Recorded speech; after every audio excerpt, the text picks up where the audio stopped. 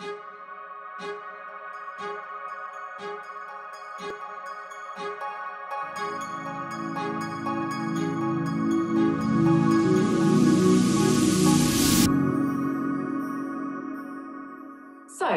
good afternoon and welcome to Kitty Talks. We share inspirational life stories that encourage you to create yours.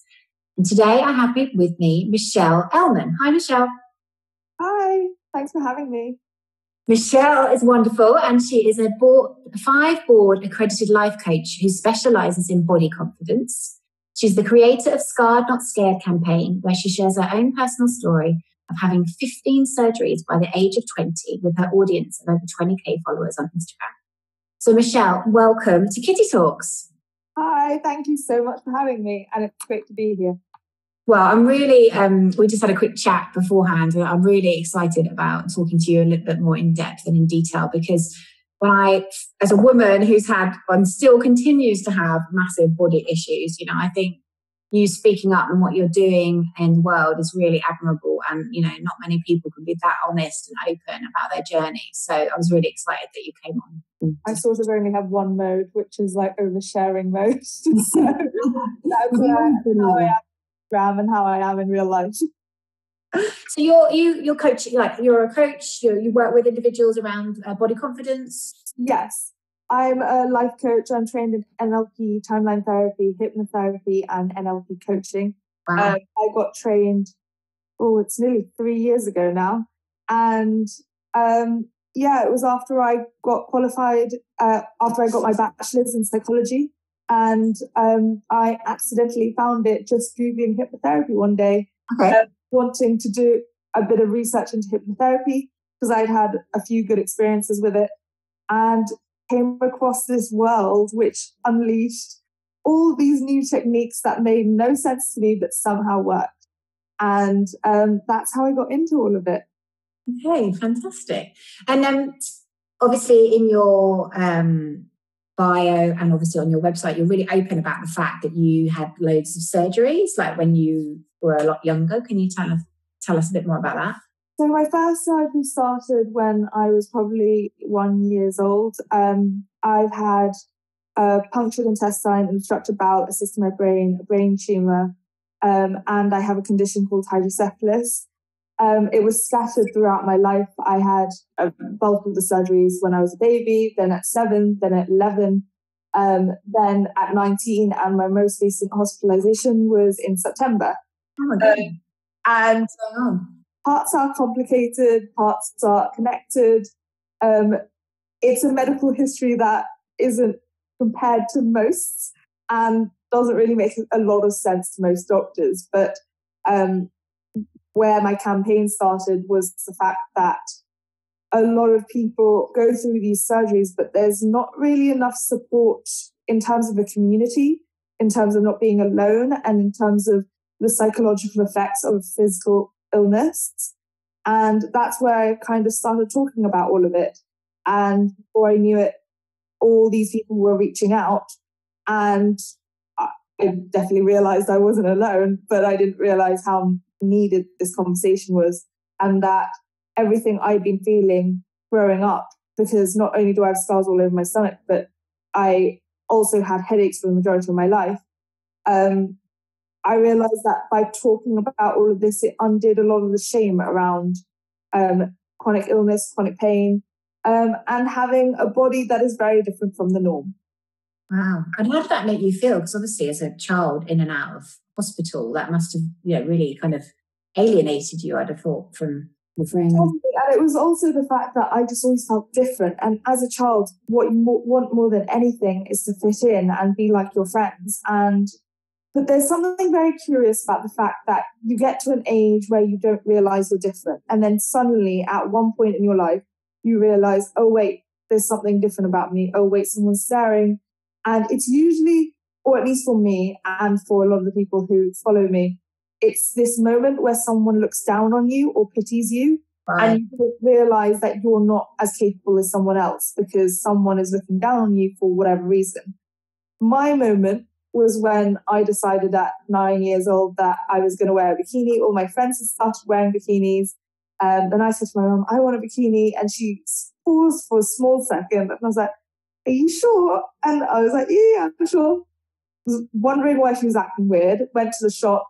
And it was when I came out of the changing room that a mother and daughter were standing outside and just looked at me with so much pity. The daughter whispered to her mother saying, what's wrong with her? And I just stared at my mum really confused because my stomach was my stomach. I didn't know any different. Yeah. And that's where the majority of my scars are. I also have some on my ankle and loads on my head, but it's covered by hair. And in my day-to-day life, they're all hidden. So it was only when that happened that I realized, oh, wait, there's something different. Oh, wait, I do actually have to tell my friends I have surgeries. And I do actually have to tell my friends that, almost warn them. But I'm really stubborn and I'm really headstrong. And even at that age, I was determined to still buy that bikini. And I was like, I'm not going to let them affect me. I'm going to buy the bikini. So I went to my friend's birthday party the next day. And that's when all my friends started whispering, because I had realized that my hospital experiences weren't normal and that I had never explained that to my friends. So there was a lot of whispering, and that's when I packed the bikini away and decided that I was going to hide my scars for the rest of my life and no one would ever find out about it. But that's not realistic if you ever want to have a romantic relationship with someone. So it kind of took me up to 18 years old when I was like, great, now I have to take my top off in front of someone and I can't just hide it. And it will be as someone who I care most about, and it will be as someone whose opinion will mean the world to me. Yeah. And I started Googling for it. And I started Googling, how do I tell my boyfriend about my scars? And all that came up was self-harm scars. And whilst that's a really important conversation, it's a very different one. And this is 5 years ago, a bit more than that. The internet was fully fledged. You can find anything on the internet, but yet you couldn't find how to tell, like, any advice on how to talk about surgery scars. And so that's when I kind of felt like if it's not there, then someone needs to create it. There's this amazing quote which says, if there's a book you need and it doesn't exist, then you're the one who needs to create it. And I kind of took that as my sign that I needed to create this community and this platform to talk about surgery scars and undo all the shame that's attached to it. And did it come like a flash of inspiration like that, or was it slowly that you kind of one piece came, and then how did it come about?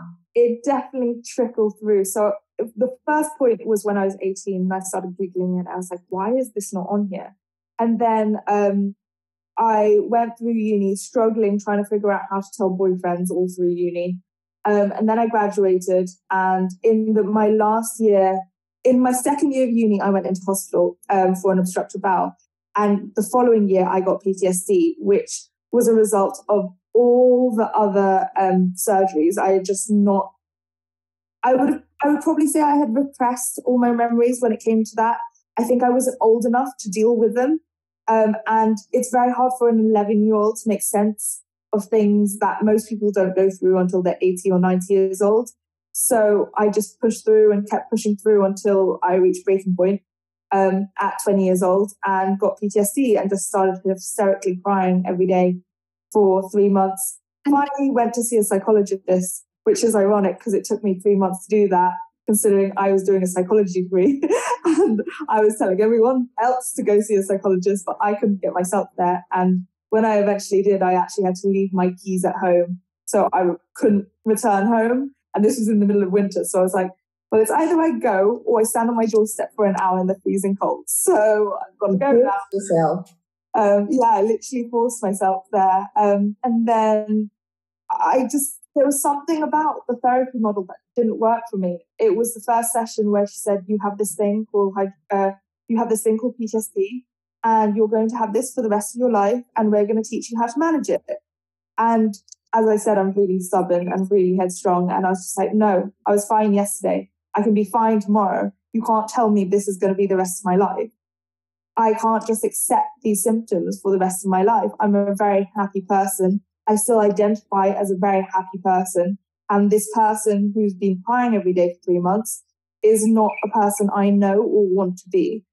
So I struggled with therapy for months and then eventually gave up, which left me with my graduation looming with a psychology degree, knowing not what not to do because I'd already decided to be a psychologist when I was 11. So I'm like, great, now I don't believe in therapy and I somehow want to be a psychologist, but I can't go to a psychologist myself. Like, that's quite a big internal conflict. And I can't have that conflict inside of me for the rest of my life while doing a career that I'm not 100% sure works. And that's kind of how I found NLP.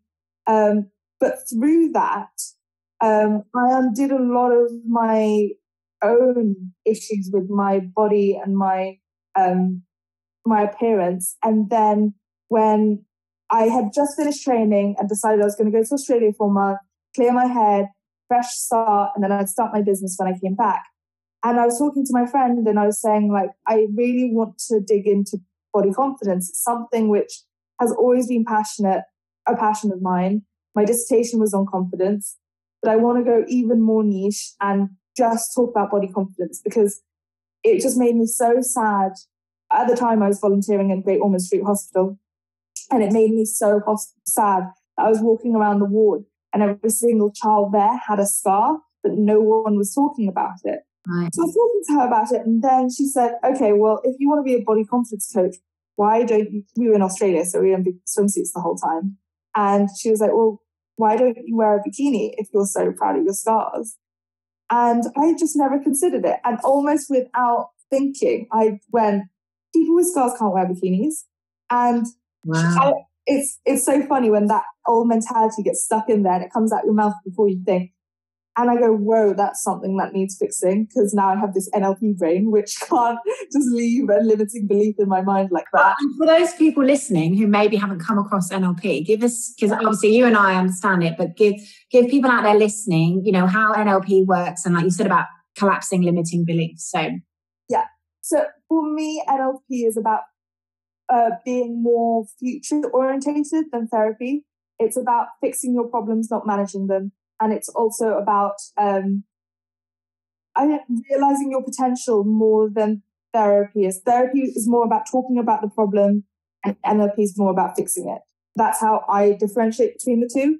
And collapsing limiting beliefs, I usually do with something called timeline therapy, because there's a point in your life where you learnt that belief.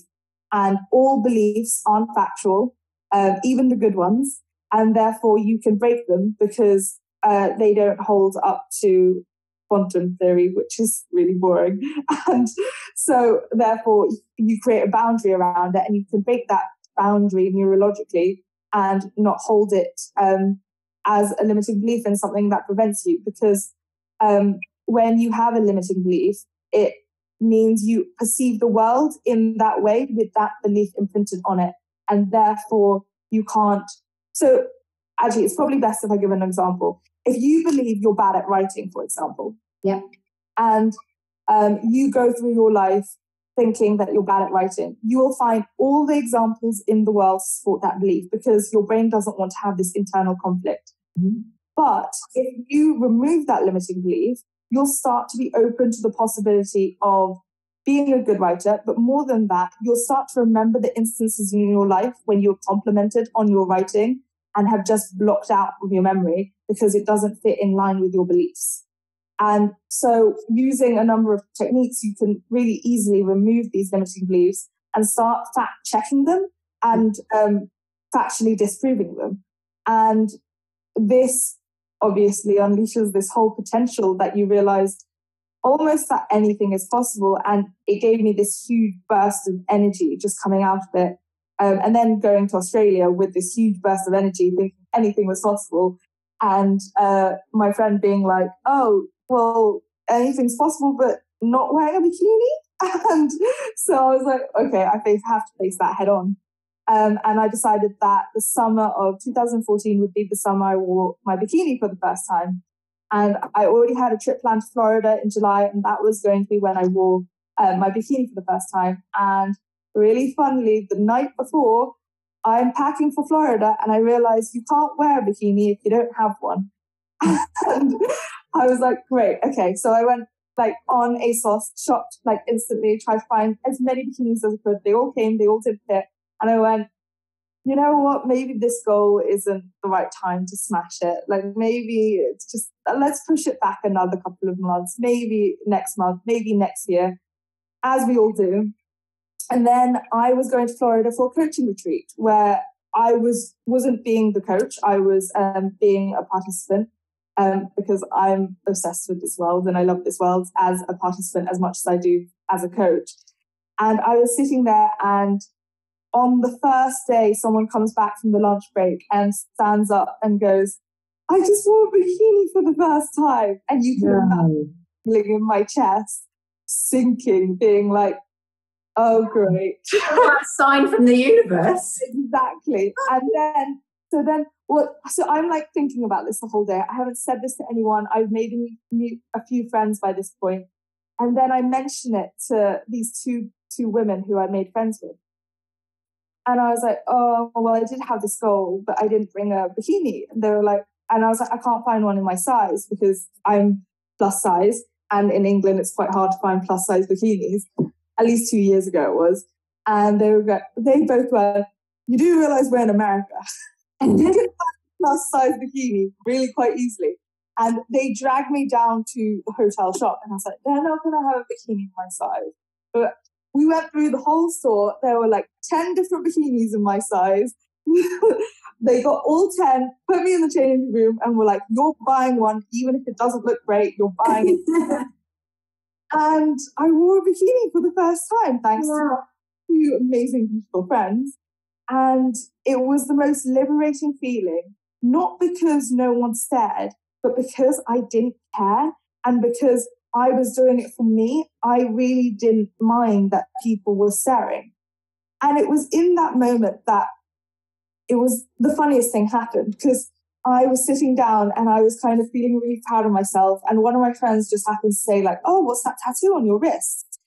And I was like, oh, what, this one? Oh, this is from an amazing moment that happened last year when I went to Japan and we went to this nude spa and blah, blah, blah. I started talking about it. She was like, wait, last year you were walking around in a spa naked. And I was like, yeah, why? And she was like, so you're okay walking around naked, but you weren't okay walking around in a bikini? And I was like, it's so funny how your mind just compartmentalizes things. And I had made this bikini such a big thing from when I was 7 years old, when the year before I had no qualms about walking around naked, just because it hadn't been categorized as something which I couldn't do. Yeah. And if that didn't put the nail in the coffin of my body confidence issues, that certainly did. So I was like, actually, if I can walk around naked at a spa, then in Japan, all spas are naked. I just don't generally walk around naked. Then I can do anything. And then what was even more amazing is I went into the pool, and one of the coaches was there, but he was also someone I knew through a friend. So he was my age, and we were just chatting about something. I was like, oh, this is actually the first time I'm wearing a bikini. I told him the story of when I was 7 years old. And he goes, okay, but you were 7 years old. Wouldn't you pity a girl who was 7 years old with that many surgeries? And I just never seen that event and that experience in the context of my age, because it might not have been pity, but it would be like, if you saw a girl with that many surgery scars at that age, you would go, oh. Yeah, you wouldn't want anyone to go through that at any age, but especially 7, you know. Also not a judgmental thing. It's more of a compassionate thing, which got interpreted by me as a negative experience. But when he said that, I was like, I've never viewed that experience in the context of the age that I was at, because I've obviously pulled it apart, and now I think about it as a 21-year-old, now as a 23-year-old, but at the time 21. And I didn't realize that the pity was so connected to my age, and that now as a 21-year-old wearing a bikini, no one's walking around pitying me. They're staring because it's unusual, but it's not because they're pitying me anymore. And that was what was, I think, the defining moment of me launching all of this and deciding that, okay, I'm going to go out there and do a whole post about this. And that's what went viral. And I had decided was going to be my first post for Scarred Not Scared. Turned into an Instagram page, which turned into a blog, which turned into everything else that I run now. And where did the name come from? Where did you get? Because obviously it's a brilliant line, scarred, not scared. That was the universe helping me along the way. Yeah. I would call it the summer of scars. And what had happened was, at the time, I was trying to get a lot of social media advice because I didn't really understand social media. I'd been using it growing up, but I didn't really understand it. And I was helping this woman just because she was like talking about body confidence issues. And I was like, oh, I know this really fast technique, which will fix that for you in 10 minutes. And I was at that stage where you just learn all these cool techniques and you just want to like pull them out as party tricks whenever you can. Now I would advise coaches or anyone who's trained in them to do that. At the time I did it. And she had an issue about feeling short and everything like that. And when we were done, she was like, let me pay you in some way. And I was like, no. It was just as much fun for me. Don't worry about it. She was like, well, then how can I help you? What do you need? And I was like, I just need some social media advice right now. So she put me in touch with all these social media experts. She happened to work in the industry, signed from the universe, who kept telling me like, oh, you can't do it on this and you can't do it on that. And they pushed me so far away from my campaign that one day I just got so exhausted with all of it. Now, they were like, you can't put it on Instagram because Instagram's such a new platform, all these things. And I just got to a point in the middle of the evening, like, I think it was 2:00 in the morning. And I was like, screw all of that. I can't even recognize this campaign anymore. This is not what I wanted. I wanted to do it my way. And really, like, out of exasperation, posted it at 2:00 in the morning, woke up the next morning to like celebrities having liked it being shared everywhere. And I had ignored all this advice. And Summer of Scars turned into Scar Not Scared because I had some amazing advice that it sounds like I'm promoting self-harm. And I didn't think about it in that context.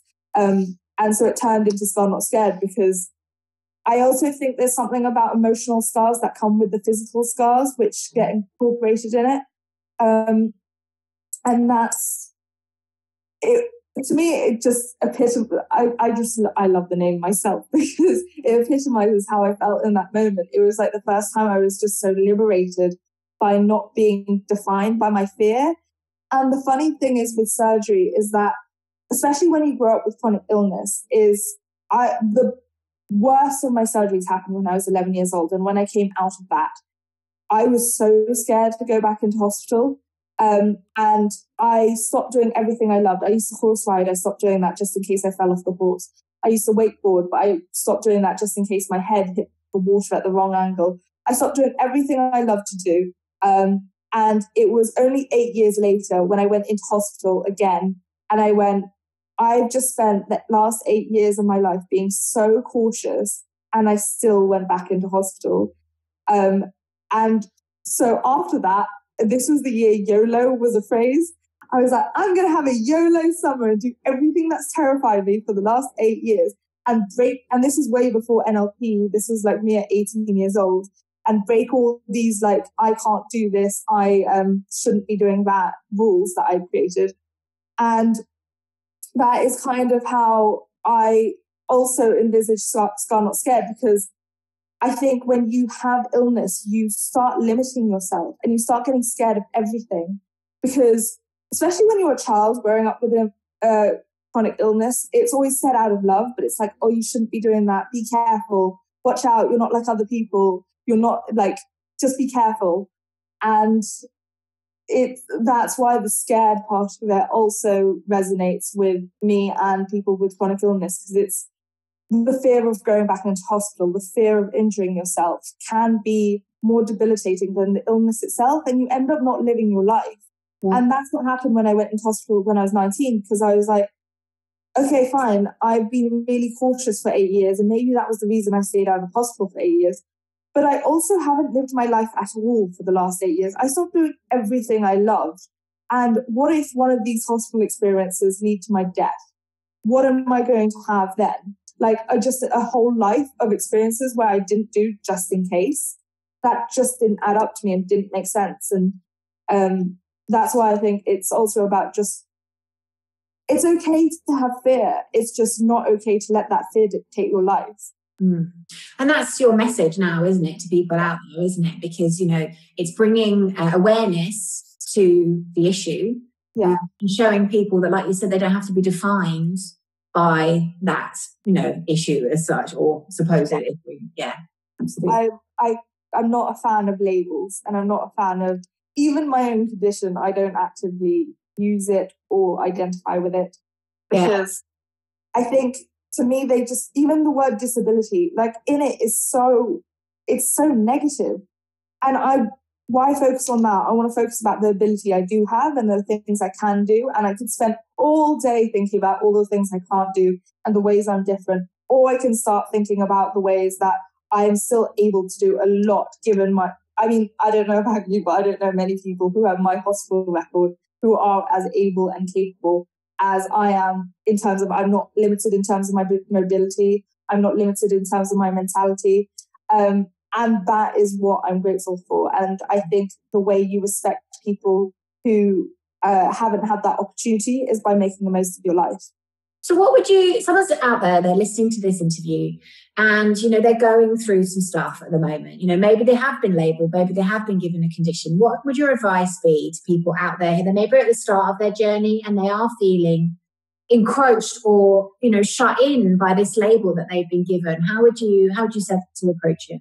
Start pushing the boundaries of what you believe is possible in your life, because once you start pushing the boundaries, it's something really strange happens where your comfort zone grows, but not just that, your discomfort zone is actually the place where you grow to be comfortable in. So this YOLO summer that I was talking about, I spent every single day of that summer doing something that terrified me. Even things like dance classes used to terrify me, because what if you can't leave? What if you embarrass yourself? What if you fall over? Like, you can spend all day thinking these thoughts. And that's what I did all day for 8 years.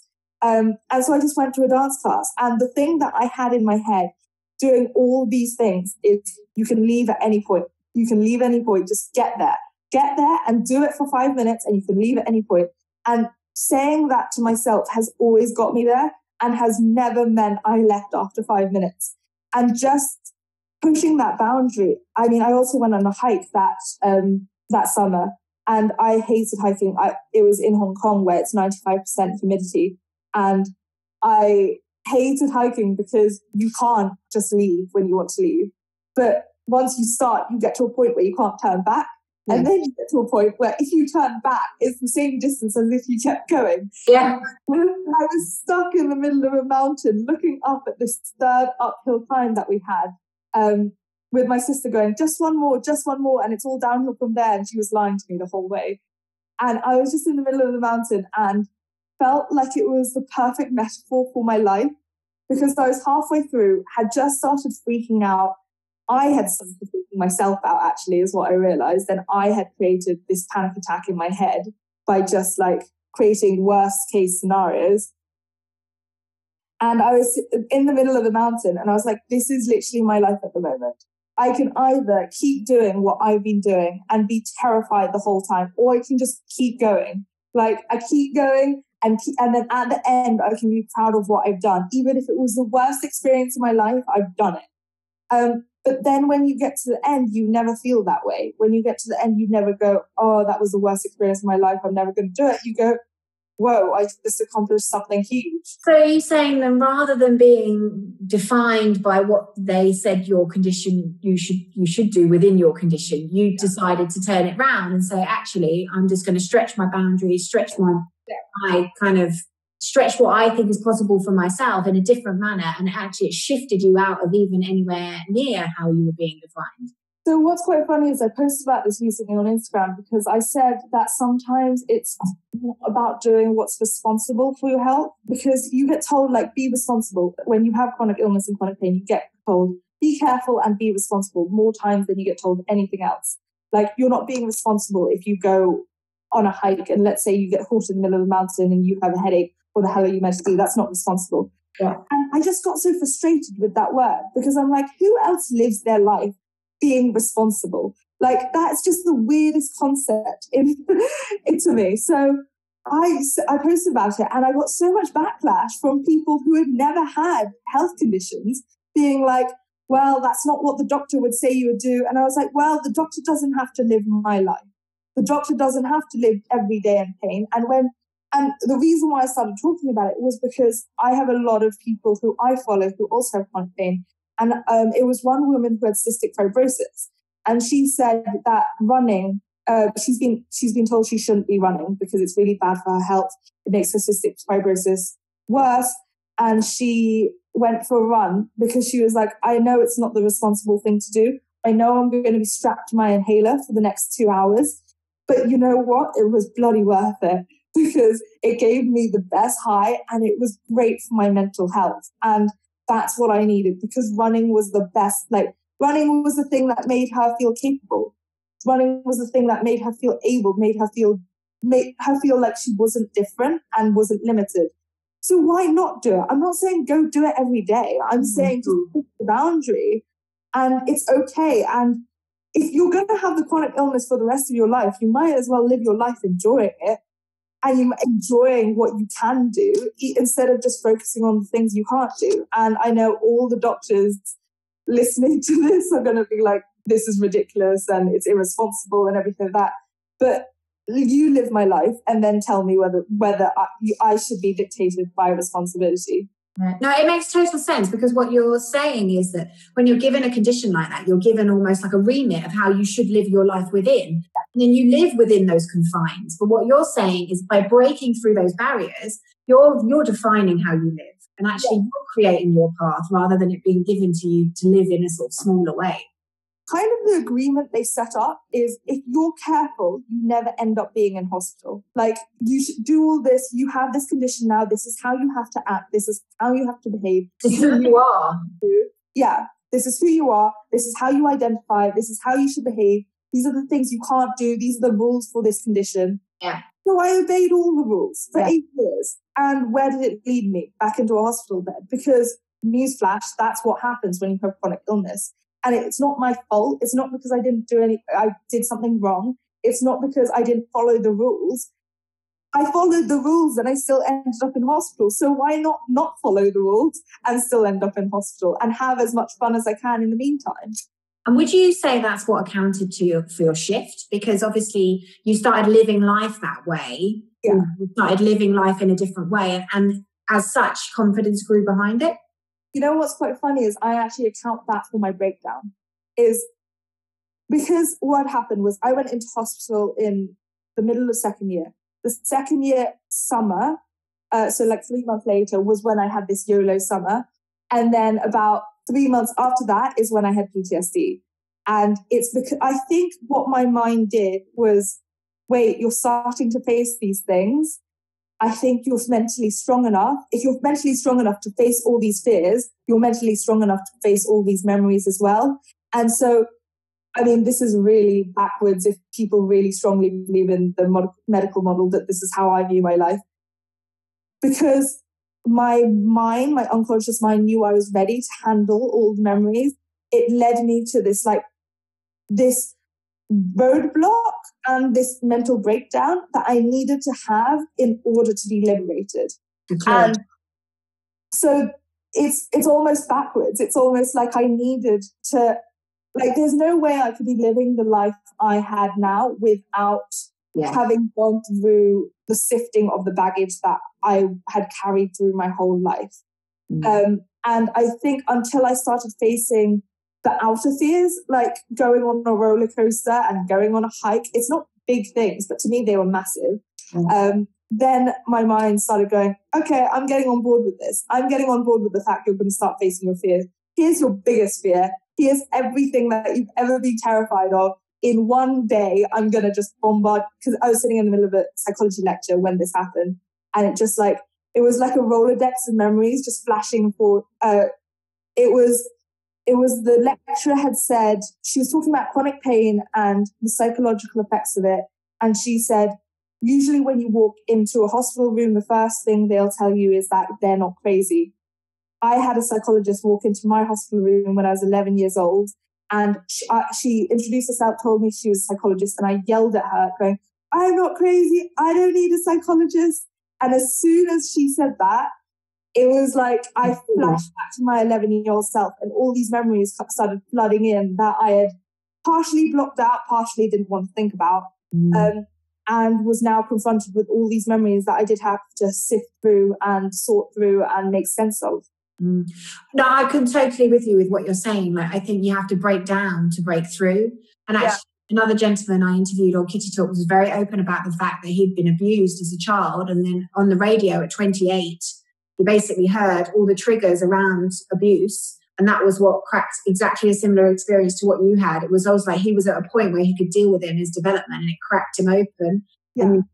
But he broke down, but he broke through. And now you've broken through all of the stuff you were carrying. Because energetically, I don't think we can carry those stuffed down emotions without them hurting us and then forming into some type of problems, really. You have to let them out. When you carry that many emotions, I also have the belief that manifests into physical illness. Yeah, absolutely. So I have no doubt in my mind that if I hadn't had that PTSD, I mean, I don't even like the word PTSD. When I talk about I don't like labels. As soon as she told me I had PTSD, I was like, I don't have PTSD. I don't have a trauma. Because also the thing with PTSD is I'd only heard it in the context of rapes and war veterans. And I didn't feel worthy enough to have that title of PTSD because I didn't envisage my experiences as a trauma. Yeah. Which in a way was good, but also in a way was me dismissing my experiences as not important enough to deal with. Yeah.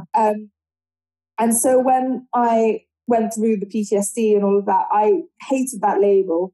But if I just talk about the symptoms, the hysterical crying, the quarter-life crisis of what the hell am I going to do now since I just graduated, was necessary, because if I had not done that, I would have just carried on the path I had envisaged my whole life. But instead, that's what forced me to look for a different avenue of psychology, which landed me on a website about hypnotherapy, which somehow included this thing called NLP. And then what happened with that was I've always had the belief that you can't work in a model that you don't use personally. So that's why I struggled to have this idea that I was going to be a therapist but didn't believe in therapy. And so before I got trained in NLP, hypnotherapy and all of that, I wanted to just experience it. I'd already experienced hypnotherapy. I had never experienced NLP. So I went to this guy in London and he did a technique called havening. And in 2 hours, he undid every single symptom I'd been experiencing of my PTSD. And I walked out, and the last thing I said when I walked out of that session, I don't remember much from the session, apart from the last thing I said was, I think this is what it feels like to be happy. And I had never thought, as I said before, I've always been a happy person. I identified as a happy person. And yet the last thing I said walking out of there was, I think this is what it feels like to be happy. And I walked out really confused because if anyone who's listening has experienced NLP, it is hard to explain. It's hard to comprehend, especially when it happens so quickly. And I had the same feeling walking out, being like, I have no idea what this guy has done. He was asking me to sing happy birthday, move my eyes from left to right, all these weird things. And I was like, I don't quite believe it. I don't really care how it worked. I just care that it did work. But I also don't believe that it's going to stick, because I've been crying for the last 4 months and you can't fix me in 2 hours, because that's not how psychology works. And I came home, and almost as a gift from the universe, on my doorstep was a 500-page medical record that my doctors had sent over from America because I had asked for it, because I'd been getting headaches. But it had been delayed and then lost and whatever else. But it landed on my doorstep that day, got home, seeing it sitting on my doorstep. I was like, I really want to read that, but I know it's just going to send me all these memories back. And I was on the phone with my sister. My sister kept going, don't read it. He fixed you. Don't and I'm really stubborn. So I sat there, read my 500-page medical record for 4 hours, and I didn't cry a single tear reading the whole thing. I didn't have any flashbacks. I didn't have any hallucinations. And I was like, I guess that means I'm fixed. But whatever this guy's done is what I need to learn, because I want everyone to know about this technique. And I want everyone who has PTSD to be aware of this alternative to therapy, because therapy might work for some people. It didn't for me. And if I hadn't done my psychology degree, I would have never known about hypnotherapy or about NLP in the way I did. So that became my next life mission, was that I wanted everyone to know about havening and everyone to know about this new alternative model of therapy.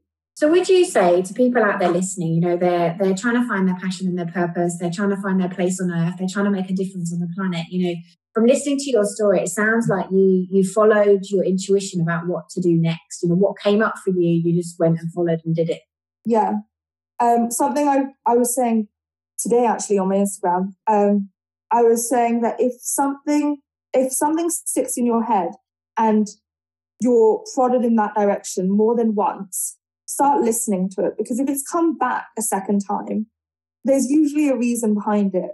So, for example, and I was talking about this in relation to my YouTube channel, I started my YouTube channel when I was 18 years old. That was the day I went into hospital.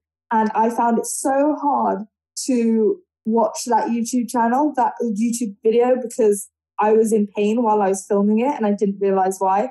That I deleted it, scrapped it. 3 years later, it came back and it was like, you really should start that YouTube channel. You've always wanted to have a YouTube channel. I started it, dabbled in it, and then it came back again. And now I've hit my stride with it. I'm absolutely in love with it. It's my favorite thing that I do. But it's this thing where it just kept coming back. It wouldn't leave me alone. And I was like, if it comes back that many times, there is something to it. Your unconscious mind wants you to listen, and it will keep saying it until you do it. And so I said this on my Instagram stories, and it's funny because right before we started this podcast, I was reading through my messages that I received this morning, and I got 4 messages from people being like, you've just given me the final push because I've been thinking of starting an Instagram page. I've been thinking of changing into body positivity and all of these things. And they're like, you were the final push, because it just kept coming around. And my whole point with the video was, stop waiting for the 10th time that your mind says it. Listen to the second time. Once we all have thoughts, I wouldn't listen to every thought that you have. But when a thought is more than once, it tends to have some weight and some gravity to it. Absolutely. Yeah, I totally agree with you. I think the magic 3, when things appear, or you can even ask questions, can't you? You can ask and then see what confirmation you get from the universe. I think that's also a really powerful way of seeing. But Michelle, thank you. That's really fascinating stuff. And it's so wonderful to see somebody who really has followed their passion and purpose.